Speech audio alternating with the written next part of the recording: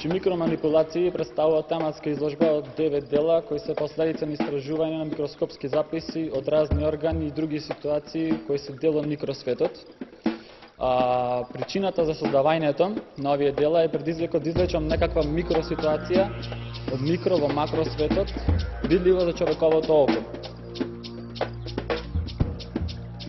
Навлегувањето навнатре и континуираното ширење ми измести перцепцијата за тоа што е големо, што е мало, што е длабоко, што е плитко и ми отворија многу прашања за тоа како функционира микросистемот и колку многу одговори може да извлечиме од тој микросвет.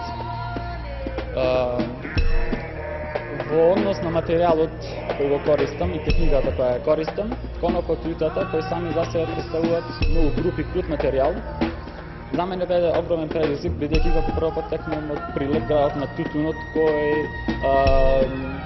кој материјал се карактеризира најчесто за производство на тутунот.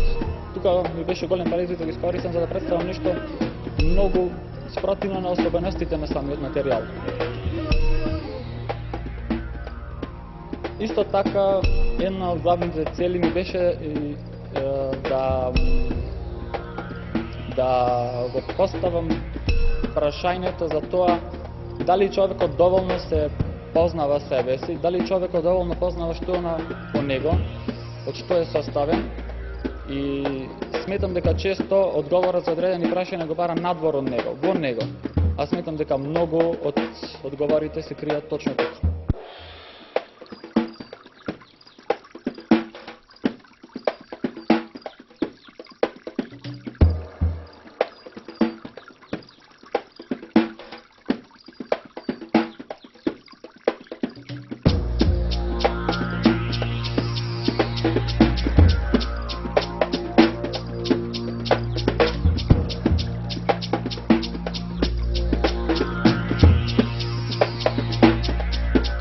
Ликовната изложба микроманипулации од ликовниот уметник Владимир Здравески.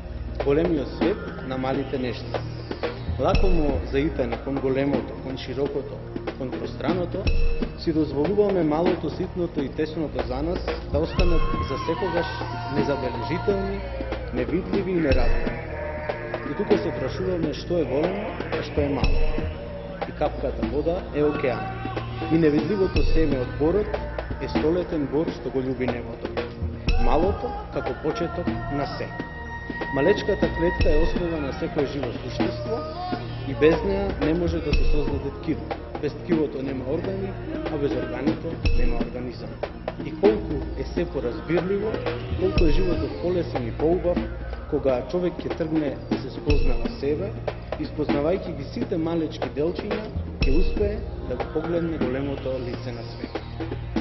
Изложбата на Владимир, односно очите со кои Владимир Здравески го гледа светот, ги прави видливи сите оние секојдневни незабележителни нешта. Тој им дава видливост и значење дури и на ситните нешта како маслото во тавчето за пржење, како цртите на рацете, цртите на лицето, кои ние не ги забележуваме иако тие постојано гледаат во нас. И тука едновремено е и филозофското прашање на авторот Здравески, кој преку своите дела го дава и одговорот на прашањето што го поставува и одговорот им го нуди на восприемачите на тие дела.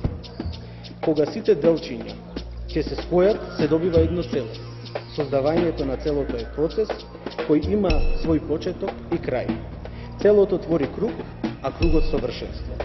Совршенството е грижливо заштитено со епителот, кој знае што треба, а што не треба да влезе во јадрото на целината. Но за да се свати кругот, понекогаш или може би секогаш е потребно да се излезе од кругот. Целосниот концепт на оваа изложба е издржан од повеќе аспекти и тоа и користените материјали за создавање на делата, формите и боите. Сите заедно јасно ни ја даваат авторовата порака, што зборува дека уметникот јасно осознал и го прикажува осознаеното без да не става на мисловно и емотивно распаѓање. Влакненцата на јутата, конопот и хартијата префинето ја представуваат идејата. Како форма преовладува кругот, создател на целината, символ на совршенството, како што впрочем и големиот Петрема Андреевски вели: тркалезно е и семето што го засеуваш во нивата. Тркалезното семе го раѓа лебот, кој го храни тркалезниот свет.